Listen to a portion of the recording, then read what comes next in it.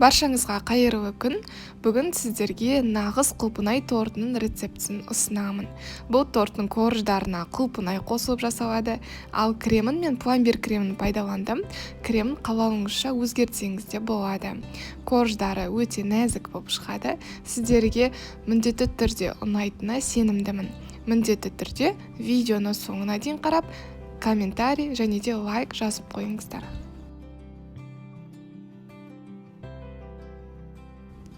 Ыдысымызға сары май саламыз. Жұмсақ сары майдың үстіне сүт құямыз. Содан соң отқа қойып, бұл екеуін біз қазір ерітеміз. Толықтай ерітіп, кішкене қайнатамыз. Ал оған шейін біз ыдысымызға жұмыртқаны салып, миксермен аппақ болып көпіргенше араластырып қоямыз. Аз-аздан қант салып отырып, осылай араластырамыз. Аппақ болып көпіргенше ұзақ араластыру міндетті. Сол кезде ғана біздің бисквитіміз үлпілдеп, биік болып көтеріліп пісетін болады.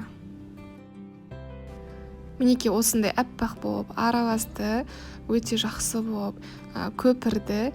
Енді біздің жаңа оттағы сары майымыз бен сүтіміз қайнап жатыр. Кішкене араластырамыз да оттан түсіреміз. Сәл ғана 30 секундтай ғана суытамыз да, осы біздің қамырымызға салатын ұн мен қопсытқышты електің ішінде араластырып қоямыз. Енді қазір осы ұн мен біздің жаңағы сары майымызды кезектесе отырып, осы жұмыртқаға қосатын боламыз. Аз-аздан 3-ке бөліп, жаңағы ұнымыз бен сары майды араластыра отырып, осылай саламыз. Барлығын бірден салып жүруге болмайды. Өйткені біздің бисквитіміз көтерілмей қалуы мүмкін. Осылай 3-ке бөліп, аз-аздан салып отырып, миксермен араластырамыз.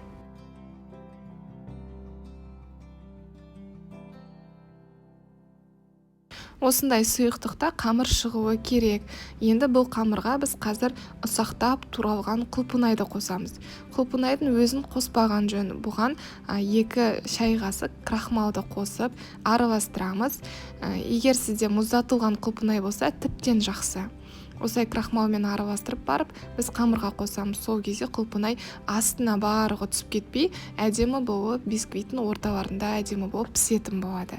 Жақсылап жоғарыдан төмен қарай араластырамыз. Ал енді формамызды дайындаймыз. Пергамент қағазын төсейміз формаға. Мен формадан 22 сантиметрлік форманы алдым. 18 сантиметр, 20 сантиметр болатын форманы да пайдалансаңыздар болады. Бұған қамырдың тек жартысын құямыз. Барлығын бірден құйсаңыздар, қамырдың ортасы піспей қалуы мүмкін. 2-ге бөліп пісіреміз. 180 градуста шамамен 30 минуттай, 25-30 минуттай міндетті түрде ағаш таяқшамен тексеріп алыңыздар.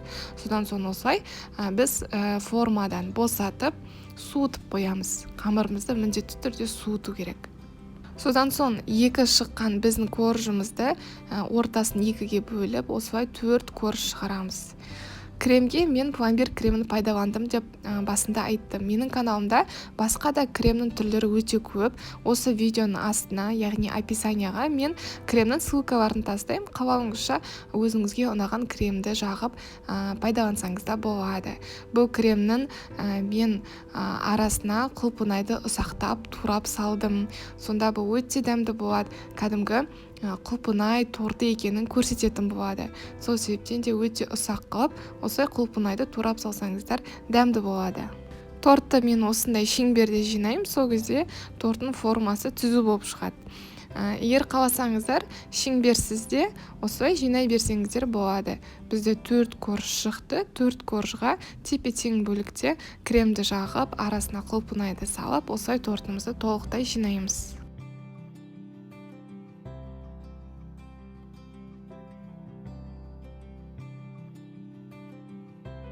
Тортты әсемдеу өзіңіздің қалауыңызға қарай.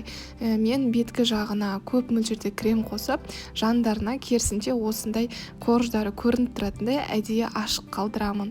Содан соң насадка нөмірі 333 болатын насадкамен осындай гүлдерді саламын. Оның үстіне үлкен құлпынайларды салып, осылай тортты әсемдеймін. Сізде осылай істесеңіз де болады, немесе бетіне шоколад құйып, өзіңіздің қалауыңызша әсемдеуге болады.